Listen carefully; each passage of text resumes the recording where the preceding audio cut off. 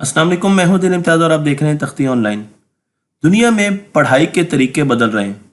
स्कूलों में, कॉलेजों में नए तरीके राइज किए जा रहे हैं। और ये तरीके कहाँ से आ रहे हैं? ये तरीके आ रहे हैं न्यूरो साइंस से। जब से हमने दिमाग की इमेजिंग करना शुरू की है, जब से हमने दिमाग के इमेज को स्टडी करना शुरू किया है, हमारे पास ऐसी टेक्नोलॉजीज आई हैं, उससे हमें ये अंदाज़ा होना शुरू हो गया है कि कुछ ऐसे तरीके जो हम पहले से करते आ रहे थे उनका बहुत ज़्यादा फ़ायदा है। लेकिन बहुत से ऐसे तरीके हैं जिनसे हम पढ़ने की कोशिश करते रहे हैं माजी में, लेकिन उनका सरासर कोई फायदा नहीं है। इसलिए न्यूरो साइंटिस्ट आज की दुनिया में स्कूलों और कॉलेजेस के टीचर्स को बता रहे हैं कि उन्हें किन किन तरीकों से बच्चों को पढ़ाना है। ऐसे ही एक न्यूरो साइंटिस्ट से मैं आपको मिलाने जा रहा हूं जिनका नाम है डॉक्टर जेनेट एन जेडिना। ये ब्रेन रिसर्चर हैं और इन्होंने बहुत सी किताबें लिखी हैं, बहुत सी टॉक्स दी हैं जिसमें ये बताती हैं कि स्कूलों को अपने आप को कैसे चेंज करना चाहिए ताकि वो बच्चों को अच्छे तरीके से पढ़ा सकें। ये बहुत सी ट्रेनिंग्स भी करवाती हैं और इनकी ट्रेनिंग्स बहुत ज़्यादा महंगी होती हैं, परचेज करनी पड़ती हैं। तो मैं आपको इनकी ही दी हुई एक टॉक से कुछ चीज़ें बताने जा रहा हूँ और हमारे स्कूलों को इन चीज़ों को बड़े गौर से सुनना चाहिए और उनको राइज करना चाहिए। सबसे पहले हमें ये पता होना चाहिए कि हमारी मेमोरी 3 किस्म की होती है। पहली सेंसरी मेमोरी होती है, दूसरी शॉर्ट टर्म मेमोरी और तीसरी long term memory. Sensory memory वो मेमोरी होती है जितनी भी सेंसेस से हमारे पास डेटा आ रहा होता है, चाहे वो हमारी आंखों से आ रहा है, चाहे वो हमारी कान से आ रहा है, चाहे वो टेस्ट का डेटा है जो हमारी जुबान से आ रहा है, जितनी भी हमारी सेंसेस हैं उनसे जितना भी डेटा आ रहा है उसको प्रोसेस करती हैं। उसके बाद शॉर्ट टर्म मेमोरी के पास वो डेटा चला जाता है और शॉर्ट टर्म मेमोरी बहुत थोड़ा सा डेटा अपने पास रखती है। इसे वर्किंग मेमोरी भी कहा जाता है। थोड़ा सा इनमें फर्क भी है लेकिन आसानी के लिए मैं इसे वर्किंग मेमोरी कह सकता हूं। और वो डेटा प्रोसेस करती है और फिर वो डेटा लॉन्ग टर्म मेमोरी में चला जाता है। सारा डेटा नहीं जाता लेकिन जो डेटा हमें याद रखना होता है वो लॉन्ग टर्म मेमोरी में चला जाता है। तो हमारे पास 3 किस्म की मेमोरीज होती हैं जिसमें आज हम बात करेंगे वर्किंग मेमोरी या short term memory in general. Short term memory हमारे दिमाग के सामने वाले हिस्से को कैप्चर करती है जिसे प्री फ्रंटल कॉर्टेक्स कहा जाता है। मैं आपको येलो कलर का दिखा रहा हूं। आपका जो माथा है अगर आप उस पर हाथ रखें तो यहां पर आपके पास शॉर्ट टर्म मेमोरी मौजूद होती है जो कि 5 से लेकर 9 और कई बुक्स में लिखा हुआ है कि 7 पॉइंट्स अपने पास रख सकती है। तो 7 पॉइंट्स डेटा पॉइंट्स वो याद रख सकती है। उसको 30 सेकंड के लिए वो अपने पास रिटेन रख सकती है और उसके बाद उसे या तो डिस्कार्ड करना है या उसे लॉन्ग टर्म मेमोरी में भेज देना है। अगर ये शॉर्ट टर्म मेमोरी जो कि हमारा रैम है, जो लोग कंप्यूटर साइंस समझते हैं, ये हमारी रैम है, सही तरीके से काम नहीं कर रही तो आपको बच्चे में कई किस्म के प्रॉब्लम्स नजर आना शुरू हो जाएंगे। मैं आपको फिर यहां पर बताता चलूं कि ह्यूमन मेमोरी 3 किस्म की है। Sensory memory, short term memory, long term memory और फिर लॉन्ग टर्म मेमोरी के आगे बहुत सी क्लासिफिकेशंस है लेकिन हम शॉर्ट टर्म मेमोरी की बात करने जा रहे हैं। अगर शॉर्ट टर्म मेमोरी प्रॉपर तरीके से काम नहीं कर रही तो बच्चा कॉम्प्रिहेंशन नहीं कर सकेगा, बड़े बड़े जुमले याद नहीं कर सकेगा, फोकस नहीं कर सकेगा, टेंशन नहीं दे सकेगा। उसको मैथमेटिक्स के क्वेश्चंस सॉल्व करने में बहुत ज्यादा मुश्किल होगी। और हम क्या करेंगे? हम जब ये देखेंगे कि इस बच्चे को ये प्रॉब्लम आ रहा है तो बजाय ये कि हम समझें कि उसको क्या मसला है, हम उसे मजीद प्रैक्टिस करने के लिए क्वेश्चंस दे देंगे, हम उसे कॉम्प्रिहेंशन दे देंगे। और हमने अपने ऊपर अपने दिमाग को बंद कर रखा है। मैं टीचर्स की बात कर रहा हूं क्योंकि मैं खुद भी एक टीचर हूं कि हमने उस बच्चे का असल मसला समझने की कभी कोशिश नहीं करनी। ये बिल्कुल ऐसे ही है जैसे एक पाइप जा रहा है और बीच में वो पाइप पिंच हो गया, छोटा हो गया है और एक तरफ से हम पानी उसमें फ्लो करवा रहे हैं और दूसरी तरफ से पानी बहुत कम आ रहा है और बगैर समझे हुए हम पीछे से पानी का प्रेशर और फ्लो तेज करते जा रहे हैं ताकि पानी आगे ज्यादा पहुंच सके। लेकिन हमने असल चीज की तरफ गौर नहीं किया कि पाइप बीच में से छोटा हो चुका है, पिंच हो चुका है।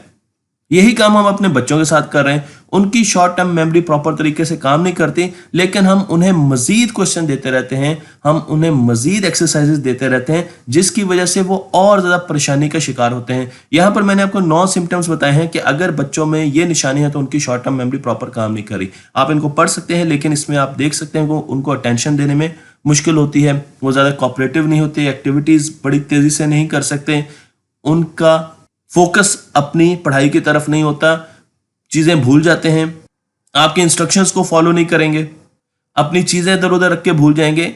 अगर आपको ये सिम्टम्स बच्चों में नजर आ रहे हैं तो समझ लीजिए कि बच्चे का कसूर नहीं है, लेकिन उसकी शॉर्ट टर्म मेमोरी या उसकी वर्किंग मेमोरी प्रॉपरली काम नहीं कर रही। मैं आपको कुछ चीजें बताऊंगा जो कि वर्किंग मेमोरी को इंप्रूव कर सकती हैं। बच्चों को तस्वीरों के साथ पढ़ाइए, मॉडल्स के साथ पढ़ाइए, उनको चीजें दिखाइए, उनको चीजें महसूस करवाइए। ये काम उनकी शॉर्ट टर्म मेमोरी या वर्किंग मेमोरी को बेहतर करेगा। इसी तरीके से इन बच्चों को कोशिश कीजिए कि वो अपने सिबलिंग्स को, वो अपने कुलीग्स को और बच्चों को पढ़ाएं, अपने पेरेंट्स को पढ़ाएं, उनको कहिए कि वो हमें पढ़ाएं।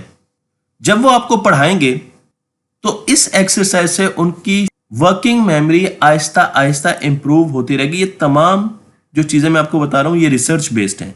उनको मैचिंग गेम्स खिलवाएं, आप उनको कार्ड्स खिलवाएं। मैचिंग गेम्स आपको कंप्यूटर पे भी मिल जाते हैं, लेकिन मैं कोशिश करूंगा, बल्कि मैं प्रेफर करूंगा कि आप उनको कार्ड्स वाली गेम्स खिलाएं और उनको तस्बीह के दाने मुख्तलिफ रंगों के दिखाएं और फिर उनसे पूछें कि बताएं सीक्वेंस क्या था। तो उनको ऐसी चीजें दिखाएं जिनमें उनको कोई चीज याद करनी पड़े और फिर वो बताना पड़े। तो इनको मैचिंग गेम्स कहा जाता है। उनको मल्टी सेंसरी एक्सपीरियंस दें, एक चीज उनको पढ़ाएं, उसको टच करवाएं, उसको टेस्ट करवाएं, उनको सूंघाएं। जब वो मल्टी सेंसेस उनके पास वो डेटा आएगा तो उनके लिए आसानी होगी उसको याद रखने के लिए और उसकी प्रोसेसिंग करने के लिए अपनी वर्किंग मेमोरी में। और रेपिटेशन बार बार कीजिए। ऐसे बच्चों को बार बार चीजों को दोहराने दीजिए। समझ लीजिए कि उनका ये एक छोटा सा मसला है और उन पर नाराज होना ऐसे ही है जैसे आप उनकी शॉर्ट टर्म मेमोरी या वर्किंग मेमोरी को और ज्यादा छोटा कर रहे हैं। अगर आप ऐसे बच्चों पर नाराज होंगे तो उनकी वर्किंग मेमोरी और ज्यादा कम होगी और वो और ज्यादा फोकस नहीं कर पाएंगे। तो बड़े अच्छे तरीके से आपने उनको चीजों को रिपीट कराना। ये कुछ ऐसी चीजें थी जो रिसर्च बेस्ड हैं। लेकिन अब मैं आपको लेके चलूंगा लॉरा एन पटेटो की तरफ। ये डॉक्टर हैं और कॉग्निटिव न्यूरो साइंटिस्ट हैं। इनका ज्यादातर रिसर्च जुबानों पर है कि बच्चों को जुबानें छोटी उम्र में सिखानी चाहिए, क्योंकि इनकी रिसर्च ये बताती है कि अगर छोटी उम्र में बच्चे ज्यादा जुबानें सीखते हैं, मसलन वो 2 जुबानें सीखने की कोशिश करते हैं या सुनते हैं, तो उनका कंपैरिजन जब इन्होंने किया है ऐसे बच्चों से जिन्होंने सिर्फ एक जुबान के वर्ड सीखे, तो 2 जुबानें सीखने वाले बच्चे या सुनने वाले बच्चे ब्रेन डेवलपमेंट में और इंटेलिजेंस में बहुत ज्यादा आगे चले गए। इनकी लैब है जिसका नाम मैंने आपको यहाँ पर दिखाया, BL2 लैब है जिसमें ये वर्किंग करती हैं। यहाँ पर मुख्तलिफ किस्म के fMRI और MRI के टेस्ट बेंच लगे हुए हैं जिन पर इनके एक्सपेरिमेंट्स किए जाते हैं। और इनका ये कहना है कि बच्चों को स्कूल में और घर में छोटी उम्र में ही ज्यादा जुबानों के अल्फाज सुनाने चाहिए। उनको इंग्लिश के अल्फाज भी सुनाने चाहिए, उनको पंजाबी के, पश्तो के, उर्दू के, जो लैंग्वेजेस आप उनको सिखाना चाहते हैं उनके अल्फाज आप उनको जरूर सुनाएं। और जो बच्चे एक से ज्यादा लैंग्वेज सीखते हैं वो ज्यादा इंटेलिजेंट होते हैं। तो स्कूलों में ज्यादा लैंग्वेजेस सिखाई जानी चाहिए, जैसे कि हम सिंगापुर में देखते हैं, मलेशिया में देखते हैं, 4 लैंग्वेजेस बच्चों को स्कूलों में सिखाई जा रही होती हैं। मैं आपको लेके चलता हूं डॉक्टर पैट्रिशिया के कोहल की तरफ, जो कि professor of speech and hearing है यूनिवर्सिटी ऑफ वॉशिंगटन में। और इन्होंने भी बहुत ज्यादा रिसर्च की है लैंग्वेज पर, हियरिंग पर, स्पीच पर। और इनकी रिसर्च इनको बताती है कि अगर बच्चे पहले 6 में किसी भी जुबान के लफ्ज सुनते हैं, मसलन हमारी कौमी जुबान है उर्दू, लेकिन बच्चा उर्दू के लफ्ज तो सुन रहा है, बीच में वो अंग्रेजी के लफ्ज भी सुनता है, तो उसके लिए बहुत आसान होगा कि वो बाद में बड़ी उम्र में जाके अंग्रेजी सीख सके। लेकिन अगर उसने पहले 6 महीनों में अंग्रेजी के लफ्ज नहीं सुने तो उसके ब्रेन की डेवलपमेंट ऐसी होगी कि उसको बाद में जाकर अंग्रेजी सीखने में बहुत ज्यादा मुश्किल होगी। तो ये बड़ा जरूरी है कि पहले 6 महीनों में बच्चे को वो तमाम लैंग्वेजेस जो आप उनको सिखाना चाह रहे हैं उनके अल्फाज गाहे बगाहे आप उनको सुनाते रहें। उसके साथ साथ इनकी रिसर्च ब्रेन पर थी और इन्होंने जब ब्रेन को स्टडी किया तो इनको पता चला कि ब्रेन कभी भी टीवी और वीडियो से लैंग्वेज नहीं सीखता। हम अपने बच्चों को मोबाइल फोन्स पर और टीवी पर मुख्तलिफ किस्म के कार्टून्स लगा देते हैं और समझते हैं कि वो उनसे सीख लेंगे, लेकिन इनकी स्टडी ये कहती है कि अगर आप बच्चों के साथ बातचीत करते हैं तो वो बहुत जल्दी लैंग्वेज को सीखेंगे। लेकिन अगर आप टीवी और वीडियोस का सहारा लेंगे तो इनकी रिसर्च ने ये रिजल्ट बताए कि बच्चे बहुत ज्यादा लैंग्वेज नहीं सीखेंगे और उनकी ब्रेन की डेवलपमेंट भी ज्यादा नहीं होगी। फिर उसके साथ साथ ये भी न्यूरोसाइंस हमें बता रही है कि म्यूजिक का दिमाग पर बहुत गहरा असर होता है, लेकिन क्योंकि हम अपने स्कूलों में म्यूजिक नहीं ला सकते तो उसके बहुत से तरीके हैं। और वो तरीके ये है कि आप बच्चों को मुख्तलिफ नाते सिखा सकते हैं, हम सिखा सकते हैं, आप उनको मुख्तलिफ पोएम सिखा सकते हैं, उनकी ट्यून्स बनाना सिखा सकते हैं। तो जो चीज़ें हम कर सकते हैं एटलीस्ट हमें वो तो करनी चाहिए अपने स्कूलों में। और ये बहुत ज़रूरी है कि हम बच्चों को कहें कि वो नातों की नई नई ट्यून्स बना के लाएं, वो हम की नई नई ट्यून्स बना के लाएं जो वो खुद सोचें।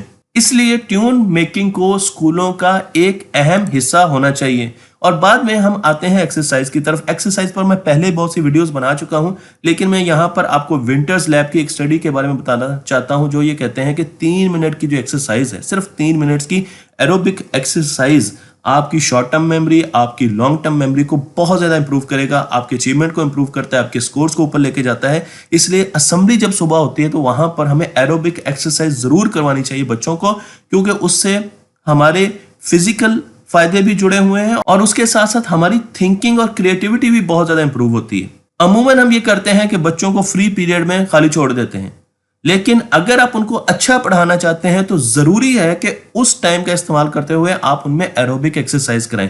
जब भी बच्चों को थोड़ा सा टाइम मिले वो उसमें एरोबिक एक्सरसाइज करें। अगर एक बच्चा घर में पढ़ने के लिए तैयार है तो उसको 1 घंटा पढ़ने के लिए अगर मिला है तो उसमें 5 मिनट उसको शुरू में ही एक्सरसाइज करनी चाहिए और बाकी 55 मिनट वो बहुत जबरदस्त तरीके से पढ़ेगा। क्यों? क्योंकि मैं आपको दिखा रहा हूं यहां पर उसके ब्रेन के इमेजेस। तो आप देख सकते हैं कि जब इंसान वॉक करके आता है 20 मिनट तो उसका ब्रेन किस तरीके से हाइपर एक्टिव स्टेट में होता है और वो बहुत जल्दी चीजों को याद करता है। लेकिन अगर आप बैठे बैठे पढ़ना शुरू कर देंगे तो आपका दिमाग हाइपर एक्टिव स्टेट में नहीं होता। जब आप एक्सरसाइज करके चीजों को याद करते हैं तो आप वोकैबुलरी को 20% जल्दी याद कर सकते हैं, ये रिसर्च कहती है। आप जब एक्सरसाइज करते हैं तो लंबे लंबे सांस लेते हैं जिससे ऑक्सीजन आपके लंग्स में जाती है ज्यादा और उसके साथ वो आपके ब्लड में शामिल होती है और ब्लड का फ्लो दिमाग को बढ़ जाता है और दिमाग को भी ज्यादा ऑक्सीजन मिलती है।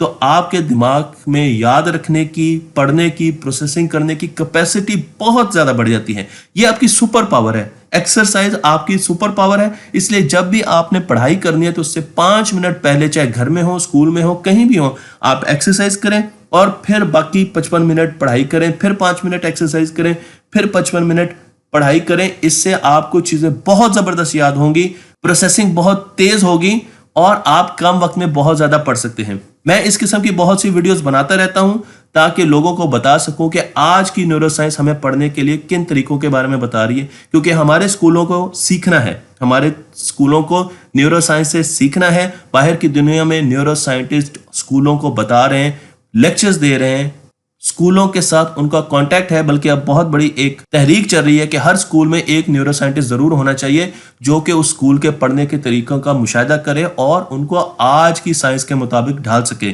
तो आप मेरी स्मार्ट लर्निंग की प्लेलिस्ट जरूर देखें, क्योंकि उसमें आज की तहकीक के मुताबिक मैंने जदीद तरीके बताए हैं कि बच्चों को कैसे पढ़ाना चाहिए। छोटे छोटे तरीके हैं, लेकिन वो आप अपने स्कूलों में, अपने कॉलेजेस में, अपने घरों में राइज करके बच्चों को बहुत कम वक्त में बहुत ज़्यादा पढ़ा सकते हैं। और यही 21वीं सदी के लर्निंग पैटर्न्स हैं। तख्ती ऑनलाइन को लाइक कीजिए, शेयर कीजिए और इस इल्म को स्कूलों, कॉलेजेस और अपने घरों तक पहुंचा दीजिए।